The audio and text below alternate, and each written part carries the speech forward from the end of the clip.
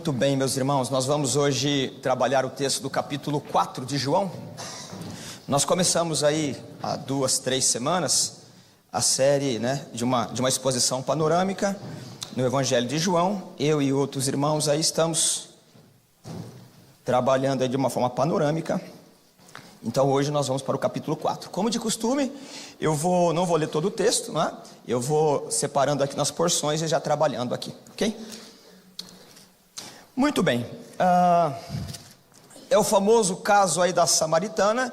Então, muitos dos detalhes do texto, aquilo pelo menos que dá a forma para o texto, nós já conhecemos, né? Mas é claro que nós precisamos aí dar um passo para trás aqui. Como nós trabalhamos no primeiro momento, o texto de João, ele já parte do a priori, de que nós já temos algumas informações sobre a vida de Jesus. O João, ele escreve no final da década, lá pelo ano do 90, e a igreja, ela já está constituída, ela está enfrentando agora algumas questões doutrinárias, e por isso precisa, a igreja precisa aprender que Jesus é Deus. Então a ênfase no Evangelho de João é que Jesus é o Deus encarnado. A ênfase dos sinóticos, lembra que os sinóticos são os 3 evangelhos, que eles têm aí a mesma perspectiva, só que com questões de fundo cultural diferente. O Mateus escreve para os judeus, o Marcos para os romanos e o Lucas para os gregos, mas o viés é o mesmo, demonstrar que Jesus é homem, né? A humanidade de Jesus. Então esses 2 evangelhos, eles se juntam e para demonstrar que o nosso Salvador é 100% homem e 100% Deus. E essa doutrina, ela precisa ser aceita por nós. Quando é que nós vamos entender isso no nível teológico intelectual? Nunca. Nós estendemos as mãos vazias e recebemos pela fé. O que juntou, o que uniu Deus, não separe o homem. Então separar a humanidade e a divindade é um prejuízo para a doutrina da igreja, não é? Então nós estamos aqui no capítulo 4, e essa samaritana, ela vai encontrar o Messias que é esperado.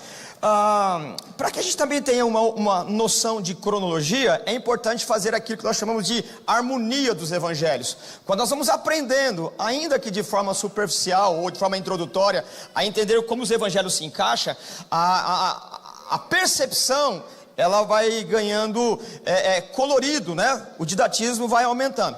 Então quando você toma, por exemplo, o texto de Mateus, o Mateus, ele fala sobre a infância de Jesus, aliás, a gravidez de Maria, coisa que o João, ele já não se interessa, ele já parte do princípio que essa questão está resolvida.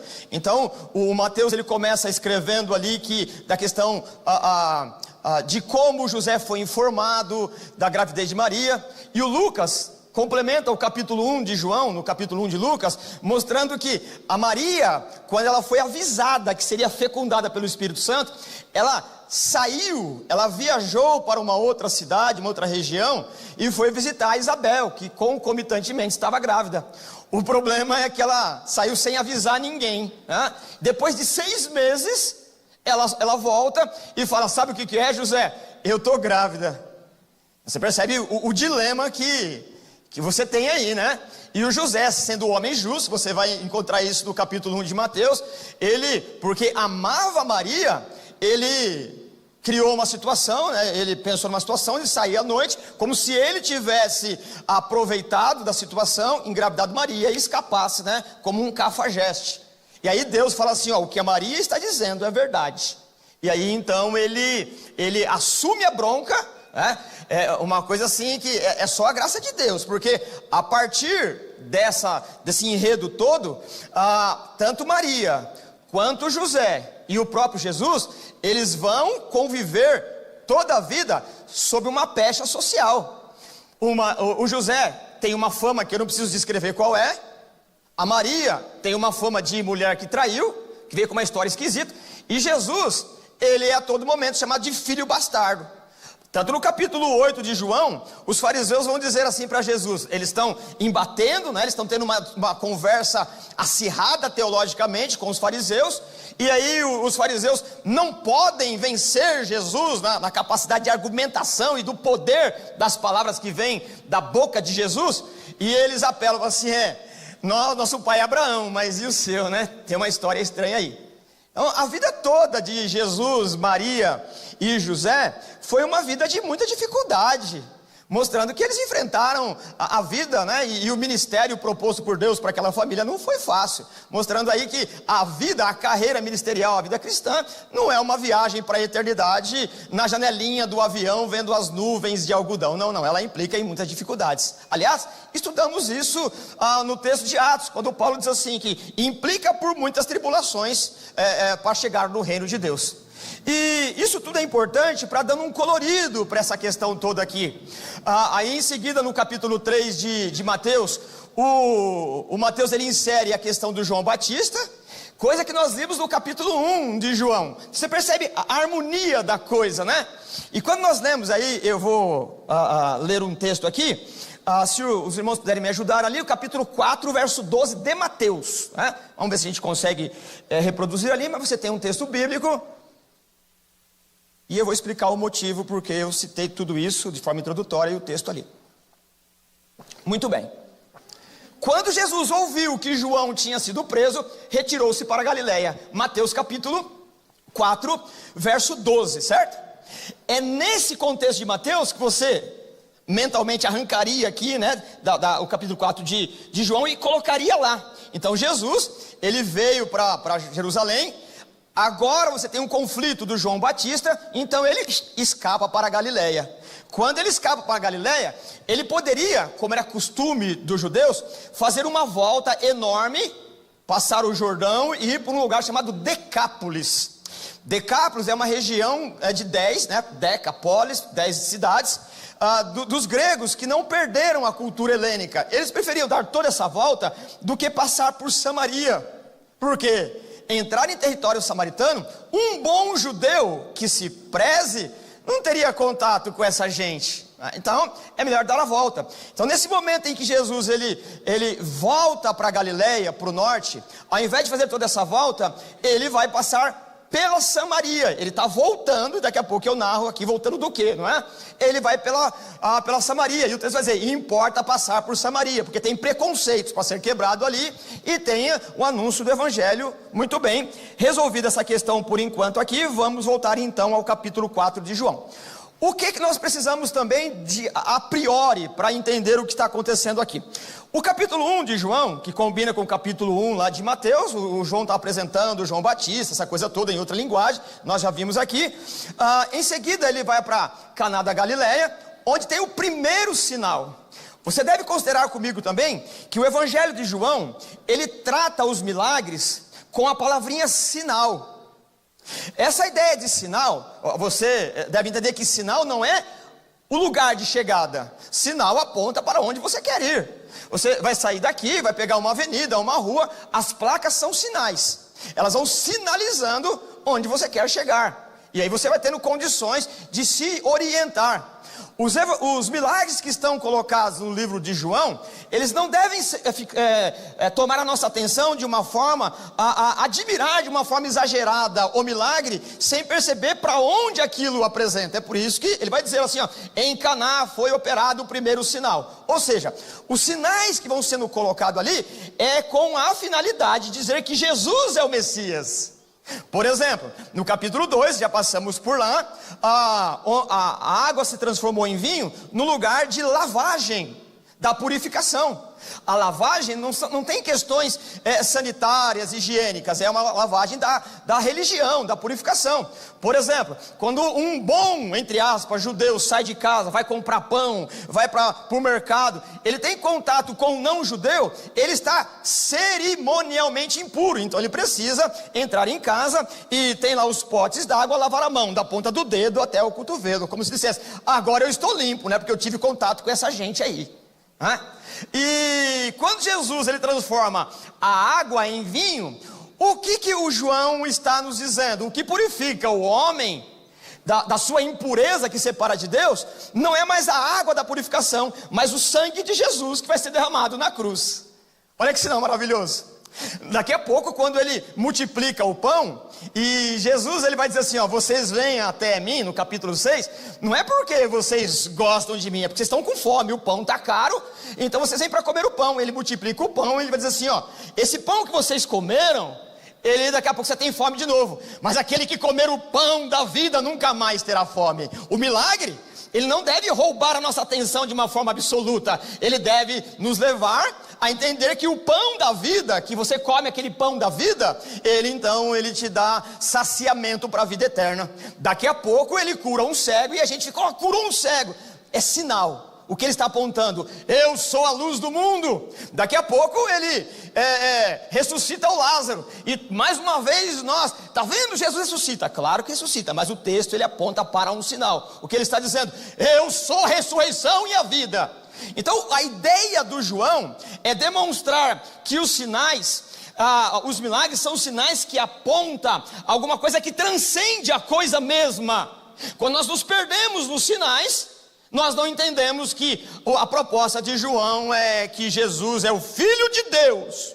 É Deus que criou todas as coisas, que se fez homem ali. E agora, depois que ele sai de Caná, né, o primeiro sinal, ele vai para Cafarnaum, onde ele aluga uma casa, ou possivelmente está na casa do Pedro. Por quê? Porque o texto do capítulo 3 de Lucas nos ensina que Jesus foi expulso de Nazaré.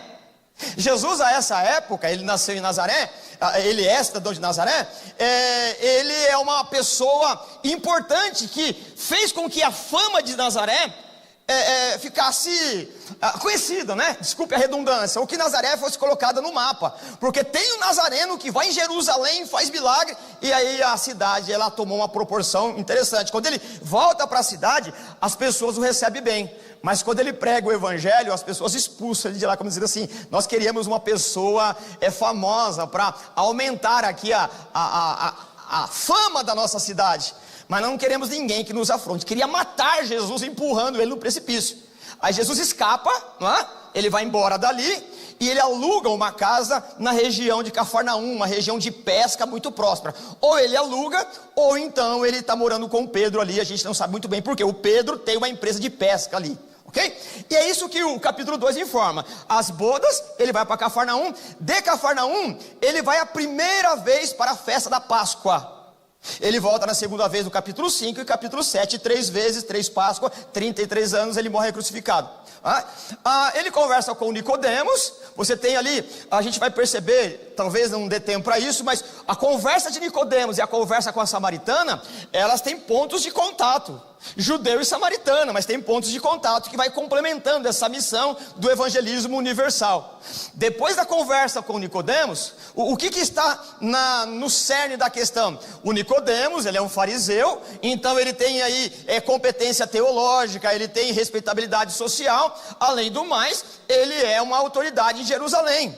A autoridade de Jerusalém significa que ele fazia parte do Sinédrio, o Supremo Tribunal de Jerusalém, que estava subordinado apenas ao Senado romano. Quando o Nicodemos ele percebe esses sinais, ele consegue uma audiência com Jesus. E qual é a conversa, qual é o motivo, o cerne da questão de Jesus? Jesus vai convencer Nicodemos que, de fato, ele é um figurão social. De fato, ele tem representatividade no extrato social. De fato, ele tem uma carteirinha potente, ele tem um ingresso no curso da sociedade, e ele é respeitado. E tudo isso tem a sua benesse. Mas Jesus fala assim, sabe o que é? Só que para participar do reino de Deus, o seu nobre nascimento não serve, tem que nascer de novo. E ele fala, mas só que eu não sei nascer de novo. Pois é, o que você reuniu na vida só serve para agora. Para você pertencer ao reino de Deus, é uma operação do Espírito Santo de Deus. Se Deus não te fizer nascer de novo, as suas prerrogativas e a tua competência, seja ela qual for, ela não tem validade nenhuma, né? É claro que tem social, mas precisa nascer de novo. Portanto, irmãos, e aqui, né, eu não tenho problema nenhum de destruir o meu sermão, a estrutura dele, mas eu queria abrir parênteses e dizer, não importa quem você é, onde você está, ou o que você veio fazer aqui, se você não nasceu de novo, o teu nascimento aqui não vale nada para lá. A tua eugenia, o teu nascimento aqui, ela vai mofar, vai amarelar. É o tal da grilagem. Sabe onde vem a palavra grilagem? Aqueles que invadiam terra, pegavam um documento e colocavam grilo, né, para parecer que o documento estava velho. O teu documento, o teu status, o teu currículo, seja ele qual for, ele vai se tornando amarelo, a tua vida mofa, ela passa. Você precisa pensar na vida eterna, precisa nascer de novo. Se você não nasceu de novo, você é um Nicodemos que está obnubilado, sem saber o que está acontecendo. Que Deus opere em nós essa capacidade de se arrepender para participar do reino de Deus. Muito bem, então, de alguma maneira agora nós estamos em contato aqui com a samaritana. Assim, antes, porém, depois do evento do Nicodemos, você tem uma briga, uma confusão, uma discussão acirrada, exacerbada, né? Com os discípulos de João Batista. Por quê? O João Batista, que apareceu pregando, ele pregou e reuniu muita gente. Quando Jesus apareceu, o que o João Batista diz? Ele é o Cordeiro de Deus. O problema é que quando ele aponta quem é o Cordeiro de Deus, aquele que ele havia falado no capítulo 1 que nós lemos aqui, os discípulos de João Batista estavam seguindo a Jesus. Aí os discípulos de João Batista falaram assim: ô João Batista, esse negócio não é justo não, cara. Você que começou esse trabalho, você que começou a pregar, e quando apareceu esse sujeito aí que você apontou que era o Cordeiro de Deus, os discípulos que você teve trabalho estão seguindo a ele. Você vai ler isso no capítulo 3, semana passada nós fizemos isso aqui. E o João Batista falou assim: não há nenhum poder que não seja dado ao homem se Deus não der. E está tudo no script, deve seguir ele mesmo. E quando o texto termina, o João Batista incomodou tanto as autoridades que ele vai ser preso. O texto relata isso. Quando o João Batista vai ser preso e decapitado por um filho lá do Herodes, Jesus percebe que a situação não está boa, ele cai fora. E aí então, o capítulo 4, do verso 1 ao verso 13, eu vou ler aqui. Os fariseus ouviram falar que Jesus estava batizando mais do que os discípulos de João. Percebe o conflito? Os discípulos de João lá falam: o cara chegou agora, esse sujeito chegou agora, ele está mais fama do que a gente. E o João Batista está certo, é para isso que eu vim, está no script. Estava batizando mais do que João, embora não fosse Jesus quem batizasse, mas os seus discípulos. Quando o Senhor Jesus ficou sabendo disso, saiu da Galileia e voltou mais uma vez da Judéia e foi para a Galileia. Então aqui termina a primeira visita de Jesus. Então fechou um ano, é por aí que a gente deduz, são 3 anos dele aqui, né? Em João. O que isso tem a nos dizer? Ora, no primeiro momento do ministério de Jesus, ele evita confronto. Não é um momento de confronto ainda. Esses 3 versículos, eles estão mostrando que ali em Jerusalém, o João Batista ele vai ter a cabeça decapitada, porque ele está pregando a coisa correta. Pregar a coisa correta não traz popularidade, porque o mundo nos odeia. O Spurgeon ele disse: vocês não são o docinho do mundo, vocês são o sal da terra. E é claro que quando o nosso discurso agrada o mundanismo, alguma coisa está errada. O mundo não vai estender um tapete vermelho para nós. O mundo nos odeia. A característica da perseguição é que os valores de Deus, do reino de Deus, eles são completamente contrários aos valores do mundo. Portanto, uma igreja que não tem uma característica de perseguição, não é que nós só procuramos, mas é natural, significa que estamos trabalhando errado. E o João ele vai ser morto porque ele é mau caráter, porque ele é ladrão, assassino, mentiroso? Não, porque ele tem uma mensagem: arrependei-vos e credes no Evangelho. O Evangelho que não nos faz chorar pelo pecado, não nos traz alegria da salvação. A alegria que vem antes do arrependimento é uma alegria utópica, fajuta. A alegria que ela brota de um sentimento, de uma adulação religiosa, ela não confronta o caráter e não sara o pecado, que é um câncer existencial em cada um de nós.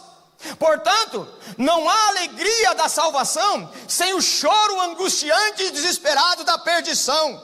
Só pode chorar celebrando com alegria a salvação aqueles que sentiram as chamas do inferno queimando por antecipação. E aqui eu estou parafraseando um homem chamado Jonathan Edwards, no livro A Ira de Deus. Portanto, irmãos, só há uma alegria verdadeira quando você se sente perdido. Primeira questão é que você precisa se arrepender. E o João, ele pregou arrependimento, ele vai morrer por conta disso. E Jesus, quando ele ouve que João vai ser preso, o que você espera? Agora Jesus vai acabar com essa turma. Ele escapa. Não é possível que Jesus escapou nesse momento. Jesus correu. E aí, no nosso preconceito encalacrado, hermético, esse sujeito não poderia estar aqui, ele é um covarde. Ele deveria resistir e pôr por terra os inimigos. Mas Jesus, ele vai dizer que ele veio fazer a obra do Pai, não a dele mesmo. Jesus, ele evita o confronto, porque ele não quer demonstrar um heroísmo humano. Aquilo que nós lemos no capítulo 2, verso 4, não chegou a minha hora, vale aqui. Nesse momento não era do confronto, era a hora de deixar as coisas acontecerem. Ele volta para Galileia, precisa passar por Samaria, precisa chegar na Galileia, resolver as questões. No último ano é a hora de discutir as questões para ele ser crucificado. É isso que nós lemos aqui. Jesus estava evitando o confronto por enquanto, o conflito por enquanto. A sua causa não estava relacionada com o humanismo, com o heroísmo humano. Ele estava obedecendo o Pai. E o momento de enfrentar e sofrer ainda não chegou. E aí não havia chegado a hora ainda. Na hora certa ele vai responder, porque ele age de acordo com a vontade do Pai. Em seguida ele, ao invés de ir por Decápolis, que nós já vimos alguma coisa aqui, ele sobe reto para Samaria. E samaritano, como eu já disse, vocês sabem muito bem, que era uma raça ruim do ponto de vista judaico. De onde vem isso? Lá no ano mais ou menos 722, o império chamado Assírio, eles estavam dominando o mundo. E quando chegou em Samaria, no Reino do Norte, onde está acontecendo a coisa aqui, a metodologia de guerra, de opressão de Samaria era misturar as famílias. Uma maneira de nos oprimir é a aculturação, ou acabar com a nossa cultura. Por isso que tem um homem, né, que eu admiro de uma maneira assim extraordinária, o Ariano Suassuna, que ele não abre mão, né, da sua cultura, né? Uma vez, ele, relato dele mesmo, e você pode encontrar isso aí facilmente nos YouTubes da vida. Ele foi dar uma aula espetáculo, né, por conta da sua capacidade, competência e questões a mais do que isso. Escreveram na faixa, né, aula show Ariano Suassuna. Você pode tirar essa faixa, que eu não dou aula show, não, eu dou aula espetáculo, porque show é coisa da outra cultura. Show na minha terra é interjeição de chamar galinha, show, né? E a gente ri. Mas tem uma seriedade nessa relação, porque você não fala fast food porque é bonito, porque você sofre uma opressão cultural, é escravidão, né? E por aí afora. Então quando você rouba a cultura e coloca outra, você pronto, é escravo. E é escravo rindo da sua escravidão, né? A gente ri de muita coisa porque a gente é ignorante àquilo que nos oprime. A gente ri porque é de angústia, né? A gente não entende nada e ri, né? Mas riram de Jesus também, riram de Paulo, vão rir da gente também, né? É assim mesmo, né? A vida é assim. Para amenizar como um entorpecente existencial, a gente ri das coisas que não entende. E nós somos assim. Isso tudo por quê? Quando a Síria invadiu aquele reino do norte, ela tomava a família e separava. O marido vai para lá, a mulher vai para lá, os filhos vão para outro acolá. E pegava uma outra família e dividia também e fazia casamento misto. Então surgiu o que? Uma raça híbrida. Os judeus entendiam que os samaritanos não eram judeus puros. Então, nós não temos mais parentesco com vocês. Vocês são outra gente. Vocês são raça para o fogo do inferno. E aqui não é exagero meu, eles diziam isso, né? Um samaritano, ele existe para ser combustível do fogo do inferno. Olha aqui, amor maravilhoso, não é? Esse é um amor assim que nos salta aos olhos. E a expressão samaritano, ela é uma expressão ofensiva. Por exemplo, João 8,48 está registrado assim, ó: os judeus responderam: não estamos certos de dizer que esse Jesus é samaritano? Ele está endemoniado. Então, chamar alguém de samaritano, um judeu, quando diz assim, ó, você é um samaritano, era briga. Como é que você fala uma coisa dessa comigo, né? Chamar alguém de samaritano era, então, passar por Samaria era uma coisa desprezível. É melhor andar quilômetros a mais, passar por Decápolis, ir para outra cidade, fazer um raio e chegar na Galileia, porque passar com essa gente, não, quem sou eu? Eu sou puro demais para ter contato. Jesus, ele faz a linha reta, e aí aparece a samaritana. Eu vou ler alguns textos aqui, né, por conta do nosso tempo, eu preciso cobrir todo o texto aqui. O texto começa, verso 4. Era necessário passar por Samaria. Assim chegou a uma cidade de Samaria, chamada Sicar, perto das terras que Jacó dera a seu filho José. Havia ali o poço de Jacó. Jesus, cansado da viagem, sentou-se à beira do poço. Isso se deu por volta do meio-dia. Nisso veio uma mulher samaritana tirar água. Disse-lhe Jesus: dá um pouco dessa água os seus discípulos tinham ido à cidade comprar comida. A mulher samaritana lhe perguntou: como o Senhor, sendo judeu, pede a mim, uma samaritana, água para beber? Pois os judeus não se davam bem com os samaritanos. Verso 10. Jesus respondeu: se você conhecesse o dom de Deus e quem lhe dera, e quem está pedindo água, você é que pediria água e teria água viva. Disse a mulher: que história é essa? O Senhor nem tem com quem tirar água, e o poço é fundo, onde pode conseguir água viva? Acaso o Senhor é maior do que o nosso pai Jacó, que nos deu o poço do qual ele mesmo bebeu, bem como seus filhos e seu gado? Bom, eu vou interromper a leitura aqui e vamos para alguns detalhes. Os judeus, os samaritanos não tinham os profetas com muita alegria, não tinha disposição, porque os profetas denunciaram. Quando você lê os profetas denunciam muitas vezes o reino do norte, são os samaritanos. Então eles não tinham a parte da Bíblia, não consideravam Josué até Malaquias. Por quê? Esses profetas denunciaram. Eles tinham o Pentateuco, mas as partes que lhe interessavam. E não é que a gente é mais ou menos assim? A gente vai recortando a Bíblia: essa me interessa, essa não, essa não. A Bíblia não foi construída para você retalhar. Quem disse que você tem um bisturi na mão para você ir recortando a parte que você quer e a que você não quer, você despreza? Os samaritanos eram assim. Eles tinham o Pentateuco samaritano, eles consideravam tudo. A Bíblia é toda a palavra de Deus. Discutimos aqui na EBD. Ela nos confronta, ela nos sara também. E ela argumenta questões relacionadas àquilo que eles creem. E Jesus então ele começa a falar num nível em que ela precisa ser ensinada didaticamente. Interessante que quando os discípulos chegaram no lugar, Jesus ficou no poço, né, por questões estratégicas dele também, porque sendo Deus sabia que a mulher chegaria ali. E os discípulos, cansados da viagem, com fome, foram até a cidade comprar comida. E nesse tempo Jesus estava sozinho. Quando eles voltam, Jesus está conversando com uma mulher, que já é esquisito.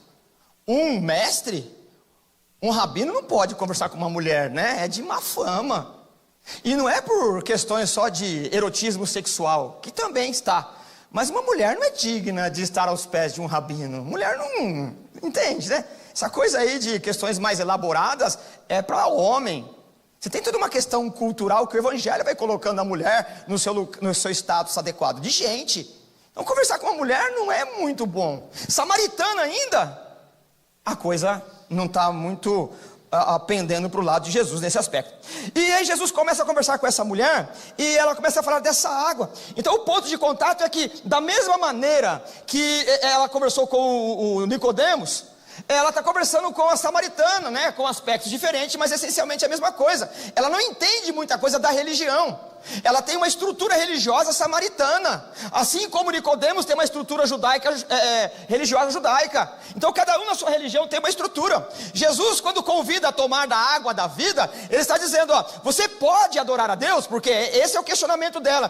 Um diz que você adora aqui, o outro ali, tem toda uma regra. Jesus está dizendo: não, você pode adorar a Deus abandonando o seu samaritanismo exagerado, sem passar pela estrutura judaica. Você pode ir direto, não precisa se tornar uma judia para adorar ao Senhor, porque os verdadeiros adoradores adorarão em espírito e em verdade.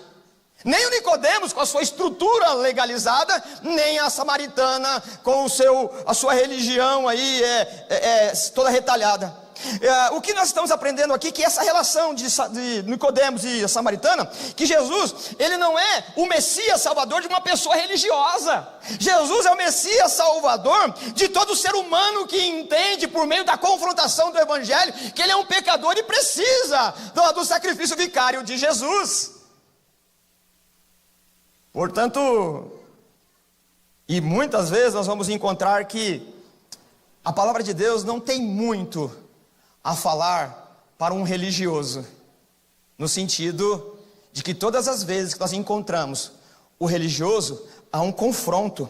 Por exemplo, o Isaías 29, eu aqui de forma aleatória escolhi 2 textos aqui, sobre os religiosos. Esse povo se aproxima de mim com sua boca e com seus lábios me honram, mas seu coração está longe de mim.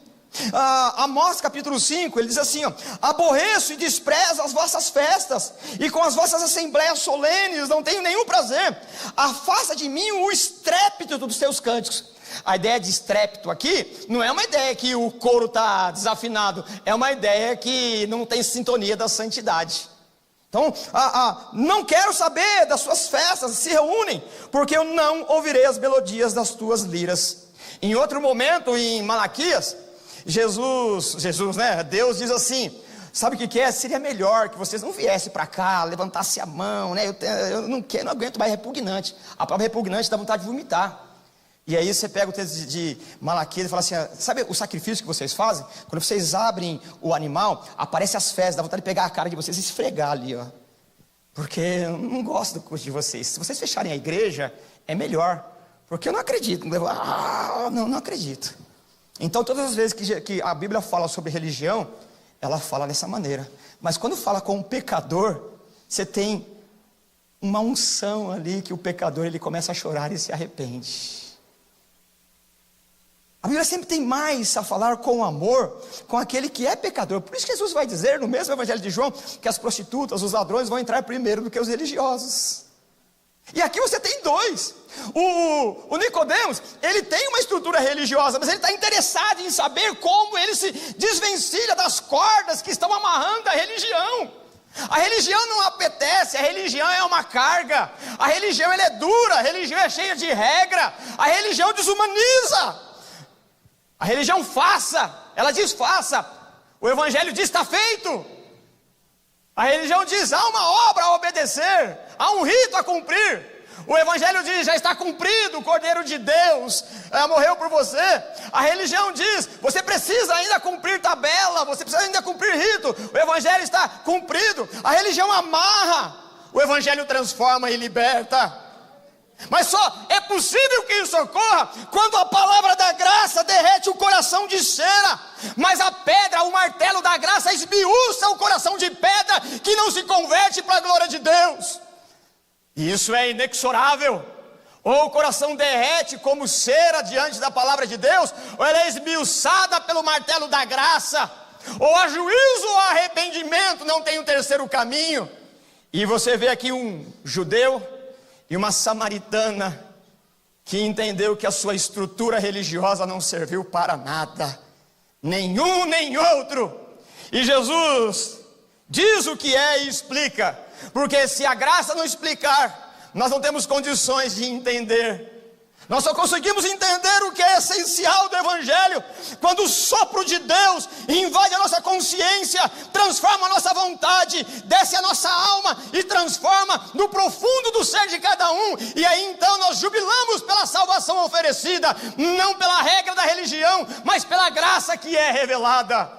É por isso que o Nicodemos tem que nascer de novo, e é por isso que a samaritana tem que beber a água da vida, porque aquele poço só traz trabalho. Ela teve 5 casamentos.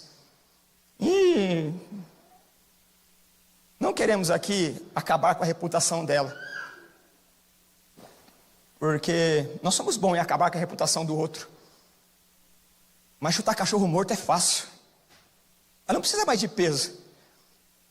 Os casamentos dela não deu certo, seja por qual for o motivo. E o texto nem diz que ela é prostituta.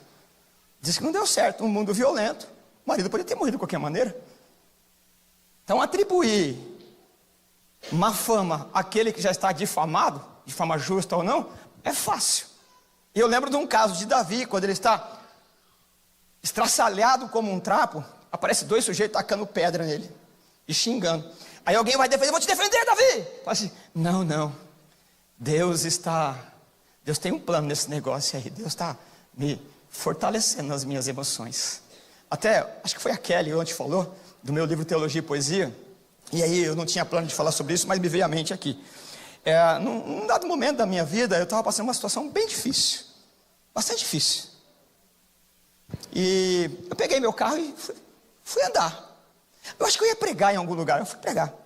E aí me deu vontade de tomar caldo de cana. Eu falei: vou parar, vou tomar um caldo de cana aqui. Parei, e tinha lá, né, o sujeito pegando a cana. E eu esperando, e aí chegou mais gente, eu estou esperando lá, um sol terrível.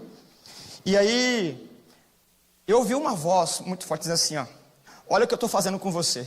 Eu olhei para ver se tinha alguém e falei: estou ficando doido mesmo, né? Aí, falei: tá bom. Aí, Falei, olha lá, né? Aí eu olhei, o sujeito do caldo de cana, ele pegava a cana, que estava amarrada lá, ele pegava uma faquinha e começava a tirar a casca dela. Eu falei, você está fazendo isso comigo, Senhor? Por quê, né? Num diálogo mental, né? Mas por que isso, né? E falou assim, mas está doendo mesmo, hein, Senhor? Está descascando. Aí ele falou assim, não, mas não é só isso. Depois que ele terminou de raspar, eu falei, está me raspando mesmo. Ele falou, não, calma. O camarada pegou a cana e colocou no engenho e começou a moer. Falou assim, é isso que eu estou fazendo com você. Eu falei, não, Senhor. Eu ainda consigo com a voz embargada. Porque o que marca na nossa vida é sofrimento. A alegria a gente esquece muito rápido. A alegria precisa de outra, mas sofrimento marca a vida. Sofrimento é bom. É isso que o Salmo diz. Foi bom ser afligido, porque conhecia a maravilha da tua lei. Por isso que de vez em quando a palma da graça, a mão da graça nos faz sofrer para a gente lembrar sempre. Porque tristeza a gente conta com os olhos cheios de lágrima e emociona. Mas a alegria a gente fala, nem lembro mais. Porque elas são efêmeras. Como é bom sofrer com o Senhor, disse Jó. É loucura para o homem perdido. Mas é a alegria do Espírito para o homem que foi salvo com Jesus. Sofrer com Jesus é bom. Tanto que no outro livro eu escrevi assim, a abertura dele, né? É melhor andar no vale da sombra da morte com Jesus do que no vale, passo verdejante sem ele. Voltando para a questão. Aí o sujeito colocou a cana e moendo. Aí ele falou, é isso que eu estou fazendo com você. Eu falei, mas Senhor, por quê? Mas calma, não acabou. Não é que o cara pegou e dobrou aquele negócio e colocou de novo? Riam, né? Como eu disse, riram de Jesus também, né? Eu não sou igual a Jesus, né? Mas riam, né? Mas a gente ri com aquilo que identifica. E você sabe por onde você passou nos moinhos da vida. E dobrou e colocou de novo. Falei, caramba, não é que é isso mesmo, está doendo demais. E não é que o sujeito dobrou a terceira vez. Aí eu falei, Senhor, não faz isso não estou aguentando. Ele falou assim, você está olhando para o lado errado. Porque depois ele pegou o bagaço e jogou. No monte, tinha um monte de mosquito, de abelha, o negócio cheirava mal. E você sabe, aquele calor, né? aquele cheiro de aguardente, meio apodrecido, sei lá o quê. Eu falei, caramba, você me jogou ali, Senhor. Ele falou assim, você está olhando para o lado errado. Ali é o bagaço, olha atrás. Aí quando eu olhei um copo cheio de geleia, ele falou assim, é isso que eu estou fazendo. Eu estou separando a palha do caldo de cana. Irmãos, como aquilo mudou a minha vida. Deus muitas vezes nos leva para o moinho da graça para separar o bagaço que você é, para tirar o sumo doce para a glória do Senhor. Bendita a mão da graça que nos moe. Bendito a mão furada da cruz, que nos leva para o vale da sombra da morte, porque é no vale da sombra da morte que nós vemos o brilho da vida em Jesus. Bendita os momentos de dificuldade, de tribulação, porque é ali que a nossa alma se abate, mas não para a destruição, mas para a vida eterna. Bendito as noites escuras de Nicodemos, porque é ali que nós percebemos e aprendemos que as prerrogativas humanas servem para esse mundo e as disputas desse mundo, mas para o reino de Deus é preciso nascer de novo. Bendito o poço que nos levou depois de 5 casamentos frustrados, porque é ali que vamos beber da água da vida. Uma gota da água da vida vai nos fazer esquecer de todas as águas rotas que estamos tomando. Que o Senhor nos leve para o moinho da trituração, para separar o bagaço do caldo, para que a doçura daquilo que somos agrade o paladar daquele que nos criou para a glória em Jesus Cristo. Só há um meio, o martelo da graça transforma o nosso caráter, o formão da graça tira o excesso, e o fogo do Espírito purifica as impurezas da nossa alma. Bendito é o Senhor do Evangelho, bendito é o Senhor, a água da vida, bendito é o Senhor que nos transporta ao reino de Deus por meio do novo nascimento. E aí então, na cena, os discípulos de Jesus chegam com comida. Nem a samaritana, nem Jesus querem comida. Não que isso seja um problema. Os discípulos andaram com Jesus, sabem de Jesus, conversam com Jesus, estão preocupados com a comida do empório da cidade. E eles oferecem comida e falam assim, eu vim fazer a vontade do meu Pai. Eles estão interessados em comida para saciar a fome. A mulher recebeu uma porção do pão da vida. E num diálogo curto, ela foi para a cidade e contou para todo mundo. E quantas vezes nós temos uma visão deturpada, estamos preocupados só com a comida que perece, mas a comida da vida eterna nós abandonamos. Não precisou de muito discurso, não precisou de um tempo como os discípulos estavam sendo treinados, mas bastou uma conversa e a samaritana saiu contando para todo mundo: venham descobrir aquele que é o Messias prometido. E constrangido com a situação, os discípulos nem perguntaram nada, porque o texto diz que eles ficaram em silêncio, que não podia acusar Jesus, ainda que quisesse. E Jesus conta a história para eles: eu vim fazer a vontade do meu Pai. E anteriormente, a palavra que aparece, a fonte da vida eterna, a ideia da fonte é a origem. A vida eterna não será no futuro, quando Jesus voltar. Ela começa a jorrar no momento do novo nascimento. Então é claro que a característica da eternidade, ela tem que começar agora e ganha plenitude quando Jesus voltar. Portanto, se o Evangelho não traz alguma satisfação do reino de Deus agora, eu quero questionar o meu e o seu novo nascimento. Nós temos que ter algum aspecto da alegria da salvação. Se nosso mundo só é bélico, nosso mundo só é religioso, nosso mundo só é da materialidade, nosso mundo só é da exigência daqui ou daquilo outro, significa que ainda a água da vida não desceu na garganta da sua alma e não transformou. Porque não é possível que a gente num dado momento não sinta a alegria da salvação, num só momento. Não é possível. E na outra cena, terminando aí, os discípulos chegam e aí eles não questionam Jesus, e como eu já disse, eles estão preocupados com a comida. E a mulher foi contar para a cidade toda. E a questão toda é: o que nós temos para contar acerca da nossa salvação? O Pedro, ele vai dizer: antes, santificai a Cristo em vosso coração, e responda com mansidão a razão da sua fé. A ideia de mansidão aqui não é uma palavra sossegada, tranquila. É questão de temperamento, como eu até discuti aqui na escola dominical hoje. A questão de mansidão aqui é segurança.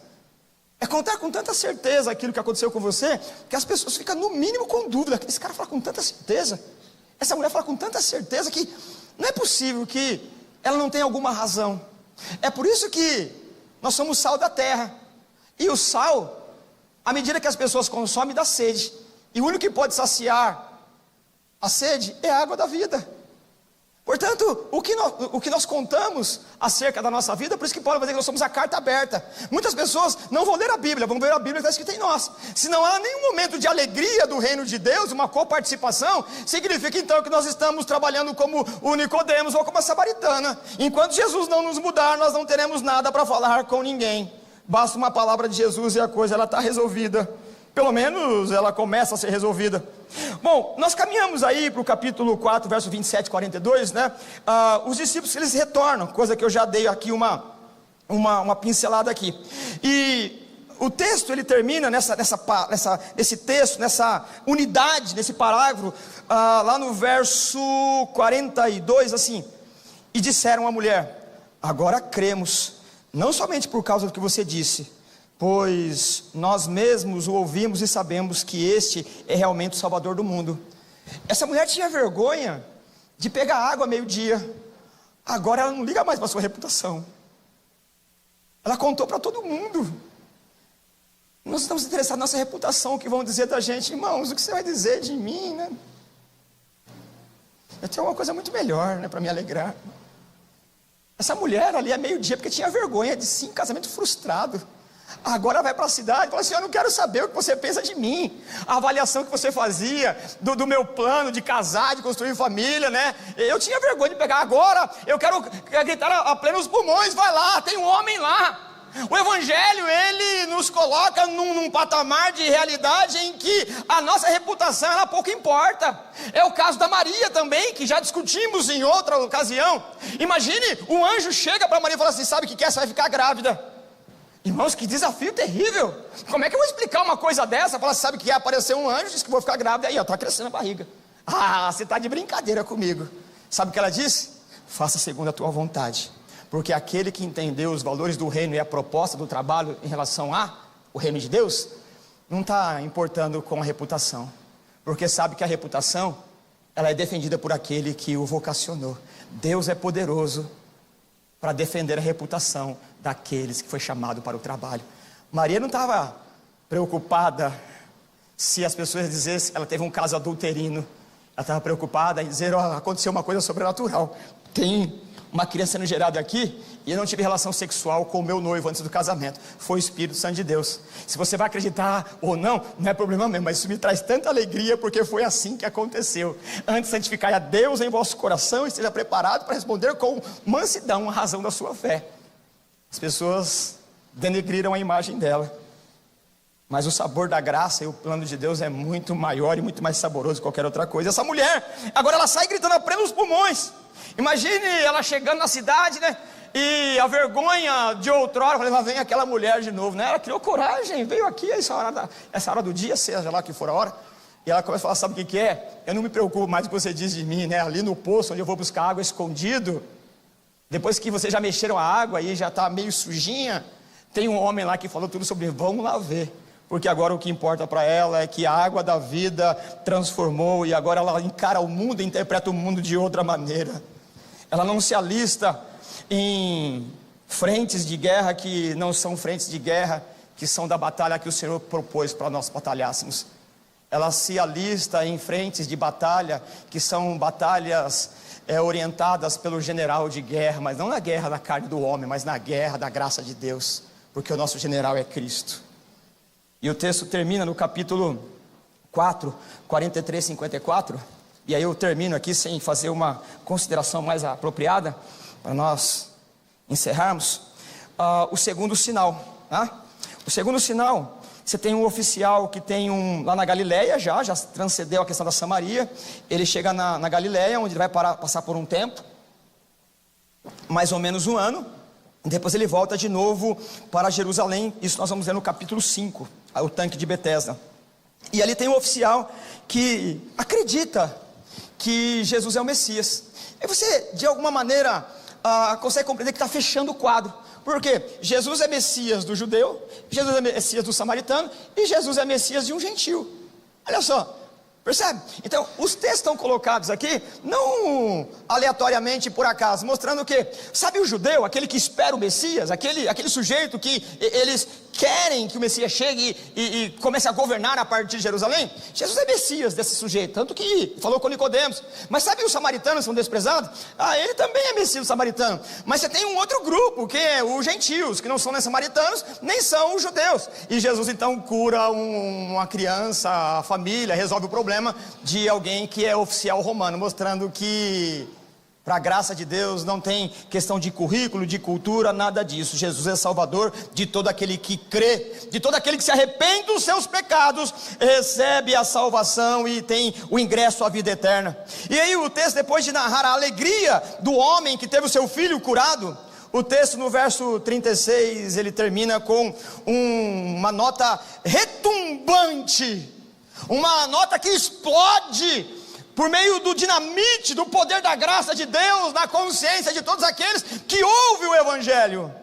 Quem crê no Filho, eu estou aqui no capítulo 3, no capítulo 4, agora sim. O texto, ele diz assim: então o pai constatou que aquele fora exatamente a hora em que Jesus dissera, o seu filho está vivo. Imagine essa palavra de resolução do problema. Os recursos da medicina não tinham condições de resolver, mas naquela hora ele fez o cálculo ali, a contabilidade, e foram na hora que Jesus disse: agora o seu filho vai ser curado. E esse homem, ele se alegra com a notícia. E o texto, de uma forma bastante contundente, ele diz assim: esse foi o segundo sinal. Percebe? Então nós estamos caminhando com Jesus, estamos no segundo sinal. Restam 7 até chegar à crucificação. 7 sinais, por quê? Número 7, cultura judaica, mostra de fato ele é o Cristo. Tanto que o texto acaba: Jesus fez muito mais milagres do que estão registrados aqui. Esses estão registrados para mostrar que ele é o Filho de Deus. Esse é o segundo sinal milagroso que Jesus realizou depois que veio para a Galileia. Eu termino aqui, já quero orar com os irmãos, dizendo que o maior de todos os sinais foi aquele da cruz. Não haverá outro sinal mais eloquente. É os olhos do pecador voltados para o sacrifício da cruz que nos traz a garantia da vida eterna. É o Filho de Deus sacrificado pelos nossos pecados, que mostra quão vil pecadores nós somos.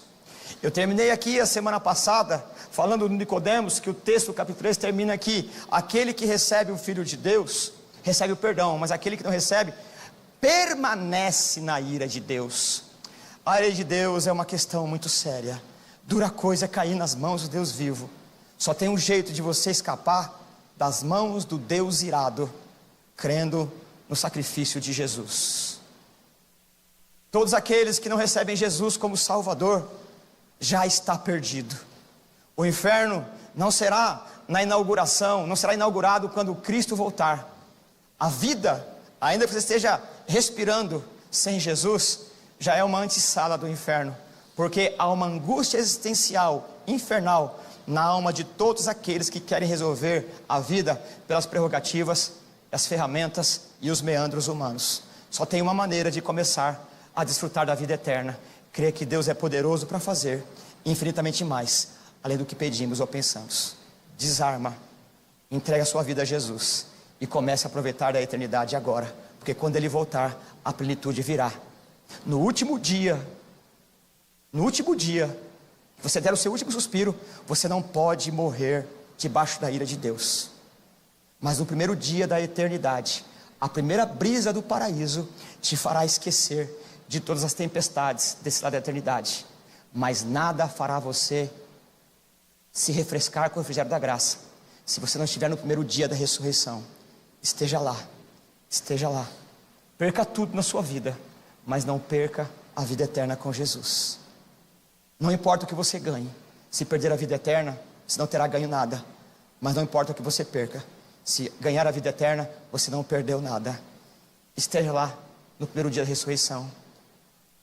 A minha alegria será, naquele primeiro dia da ressurreição, você olhar surpreso e falar: você também está aqui. Eu falei: eu estou, não sei porquê, mas eu estou. E olhar para você: você está aqui também. Não perde esse dia não, perde não. Esteja lá. Você não pode morrer sem Jesus. Não perde esse dia. Não importa o que você ganha, não importa. Você tem que estar no livro da vida. Essa é a consideração mais importante que você precisa considerar. Não importa o placar desse lado da eternidade. Se você está ganhando por uma goleada espetacular, se você perdeu a eternidade, você é cego, desgraçado e nu. Você precisa ganhar a eternidade. Eu preciso que você seja comigo na eternidade. É mais ou menos assim: você tem um rio e duas margens, e todos precisam chegar na margem do outro lado. O problema é que a gente se encontra no meio do rio. Se a gente ficar brigando, cai os dois. Então tem hora que a gente precisa abaixar para o outro passar por cima, porque os dois querem chegar na margem. É possível que os dois, brigando, se abracem e caem e morram afogados. E aí eu lembro de um hino que eu sempre cantei. Ele diz assim: orando joga ao que se afoga, o salva-vida sem demorar, antes que desça, desapareça nas profundezas do mar. É Jesus Cristo, o Filho de Deus, o salva-vida lançado do céu. Que triste morte será aquele que não abraça o Cristo de Deus. Você viu que eu sou ruim de música, mas há uma alegria naquele que foi salvo em Jesus. Vamos orar. Pai, nós te louvamos pela tua graça e bondade. Que o Senhor, Pai, limpe, Senhor, dos nossos olhos existenciais a nuvem que faz com que a vida seja distorcida, a nuvem que nos atrapalha de ver o colorido da graça. Que o Senhor, Pai amado, traga um arrependimento em todo o tempo. Que o Senhor nos traga, Senhor, o abatimento do pecado, para que possamos, Pai, ressurgir com o grito de júbilo da salvação. Quem pode, Senhor amado, convencer um coração duro, a não ser o poder da Tua palavra?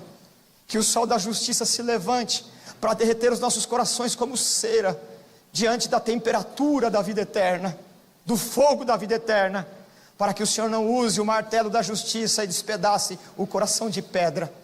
Nós precisamos da tua graça, nós somos teus, nós precisamos ser teus, nós estamos aqui porque queremos ser teus. Obrigado, Pai. Nós oramos em nome do Cordeiro de Deus que tira o pecado do mundo, o nosso Jesus, o nosso Salvador. Deus abençoe, em nome de Jesus. Amém.